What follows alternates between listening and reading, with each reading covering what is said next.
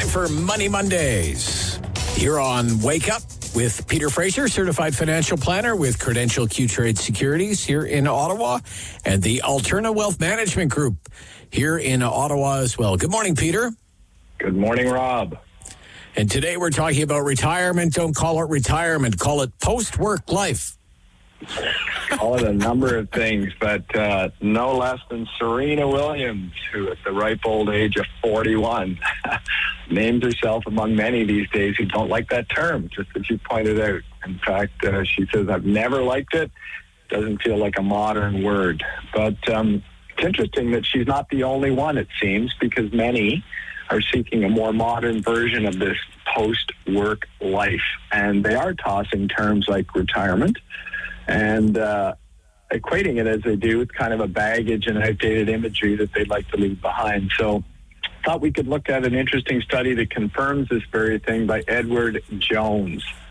And they call it the new journey of retirement, and provide us with 4 pillars that kind of define a new kind of retiring, as you point out. So I thought we could get going on that and see where it takes us.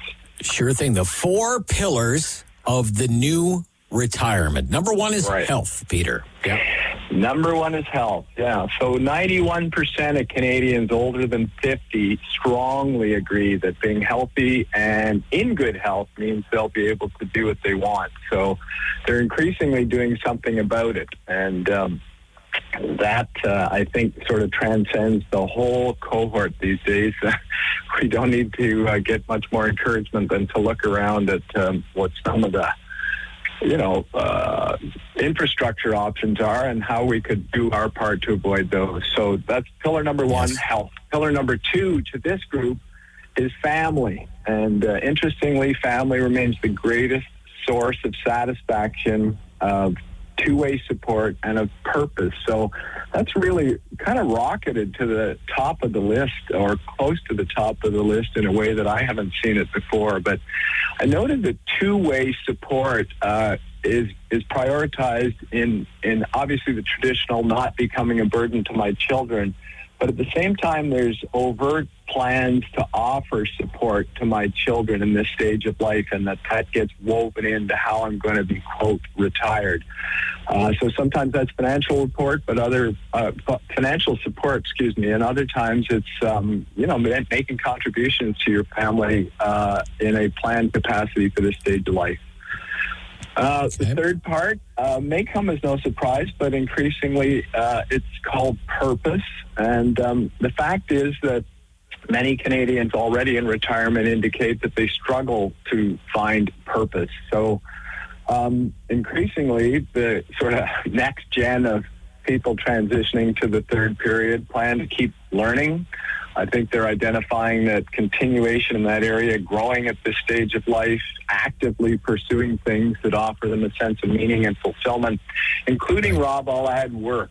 Okay? The end of work doesn't mean not working. In fact, 3 in 5 respondents say they want to continue participating in some kind of work in retirement and counter the general adage that you no longer have anything to contribute when you're older. So that was interesting when it comes to purpose. And finally is finances, no surprise, but more and more strategies in this area. People are recognizing that's a total self-responsibility. Today's retirees get that, and in fact, in this study, they identify resiliency being reflected in starting a plan early, maximizing their savings and income streams efficiently, and working with an advisor as their top finance commitments in this pillar of 4. So what are your takeaways? Peter? I think that really the less linear definition of retirement, people used to sort of say it's time to just rest and relax. I don't see that nearly as much any longer. I see sort of a transition into a time of life that is rewarding and offers a satisfying level of financial independence as they've defined it. So I think this lines up with a lot more of what I see here at Alterna and working with individual families. A lot more organic, a lot more dynamic, and a lot less static. So that's today's Money Monday, Rob. That's a very good one. Not everyone lives the The ad you see on TV. Not everybody has the sailboat, Peter. Not everybody wants the sailboat, right? Yeah, So, the gray-haired old man fishing is actually a piece of imagery that's actively not resonating with all ages, and a lot more people are framing life in this next segment, fourth quarter, third period, around purpose, and I would say just more meaningful milestones than simply traditional retirement.